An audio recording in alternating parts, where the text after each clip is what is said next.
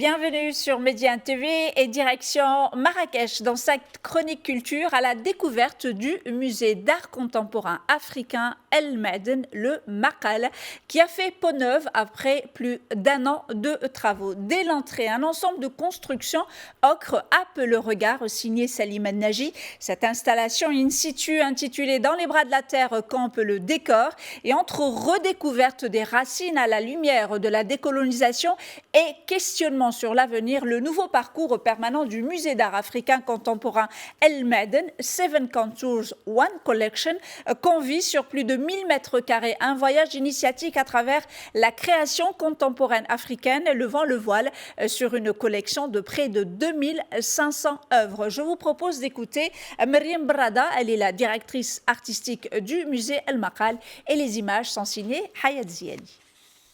Alors effectivement, il y a 7 thématiques dans cette exposition. L'exposition vise aussi à montrer la collection dans son intégralité. Donc toutes les œuvres sont issues de la collection du Makal, de la Fondation Alliance et de la famille Zerk évidemment. C'était important, je pense, de confier le commissariat à un regard extérieur parce que nous connaissons bien la collection de l'intérieur, on a évolué avec, j'irais même parfois grandi avec.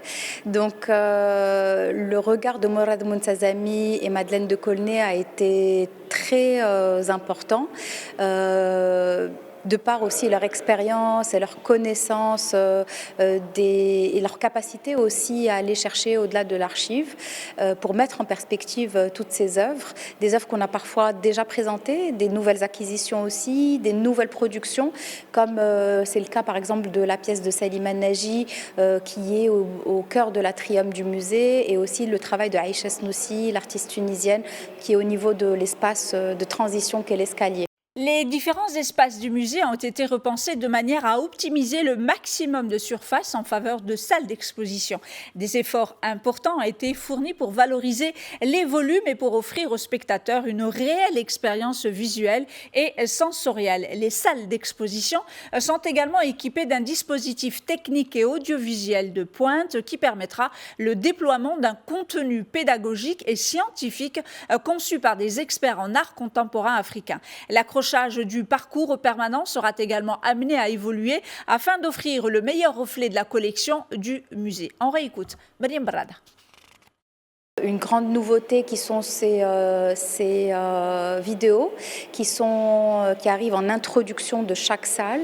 Chaque salle est en fait titrée sous un verbe d'action, vraiment qui donne un peu le ton et qui commence par le verbe décoloniser, qui je pense est aussi très important. On est justement dans cette salle décolonisée, dans une galerie de portraits de personnages qui nous regardent, qui nous questionnent sur aussi notre capacité et notre manière de les regarder, ou dont certains artistes par le passé, notamment occidentaux, ont pu les dépeindre.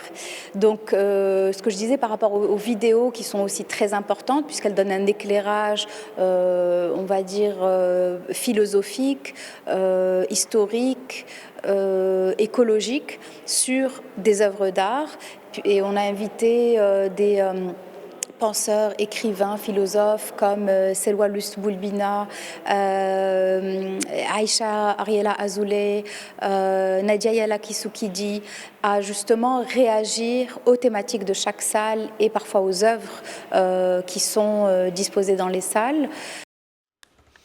Après 8 années consacrées à organiser et produire des expositions majeures, l'idée est plus que jamais de transmettre et d'ouvrir la collection au plus grand nombre. Cohabiter, tisser, décoloniser ou confluer, conçues comme autant d'escales, chacune des 7 salles permanentes est un univers à part entière porté par les mots de penseurs africains. Chaque salle est une invitation à la réflexion autour de grands enjeux qui traversent le continent.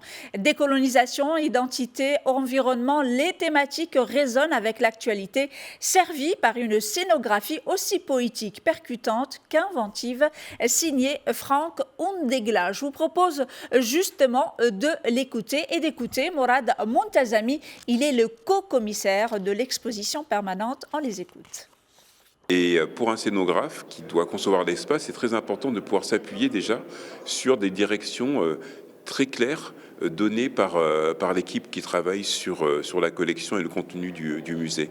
Donc pour moi, ça a été un travail très intéressant parce que j'étais en contact permanent avec l'équipe du musée et les commissaires pour essayer de traduire aussi ces grandes directions en ambiance, c'est-à-dire en travaillant la couleur, la forme de l'espace, les mobiliers, l'éclairage, etc. Voilà. Et une collection, ça vit, ça évolue, ça se réoriente, ça prend des nouvelles formes, des nouvelles directions. Donc bien sûr, avec le fils de M. Lazrak, Othman Lazrak, qui est le président du musée, cette collection a eu sa propre vie. Et c'est finalement une des rares collections continentales, c'est-à-dire une collection sur le sol africain qui présente des artistes de plusieurs pays du continent, ou d'une majorité des pays du continent africain. Il y en a quelques-unes en Afrique, il n'y en a pas tellement. Donc le Makal fait partie de ce petit nombre de collections véritablement continentales. Le Makal offre donc un véritable voyage sur le continent africain. Ici, une moquette bleue remonte sur le mur, clin d'œil à la gestuelle du calligraphe. Là, des voilages créent une ambiance spectrale en référence aux hommes et aux femmes sans visage victimes de la colonisation. Les quelques 150 œuvres exposées jouent leur partition. Peintures, sculptures, photos, installations signées de grands noms d'artistes africains tels que Farid Belkahia, Hicham Belhout, Shaibia, Simouf Taka ou encore Mahi Bin Chéri Samba ou encore Malik Sidibé. Au sein de ce parcours permanent, 3 espaces garderont une vocation temporaire. 2 d'entre eux sont réservés à des commandes in situ dont la rotation sera annuelle et le 3e espace nommé Artist Room se destine à des expositions ponctuelles dont la durée variera de 3 à 6 mois. On réécoute une dernière fois Maryam Barada et les images sont de Hayat Ziani. Au niveau de la timeline, qui est vraiment un espace au sein du musée, du parcours, des expositions et pas uniquement à la fin d'un parcours où on amorce, mais vraiment à l'intérieur du parcours, on s'arrête sur les principales dates, des initiatives, manifestations, ouverture d'expositions, de musées, en lien bien sûr avec la création artistique africaine contemporaine. Merci, chers téléspectateurs, pour votre fidélité. L'information se poursuit sur nos différents canaux, Média TV Arabique, Média TV Afrique, Média TV Maghreb et bien évidemment sur notre média digital, medianews.com.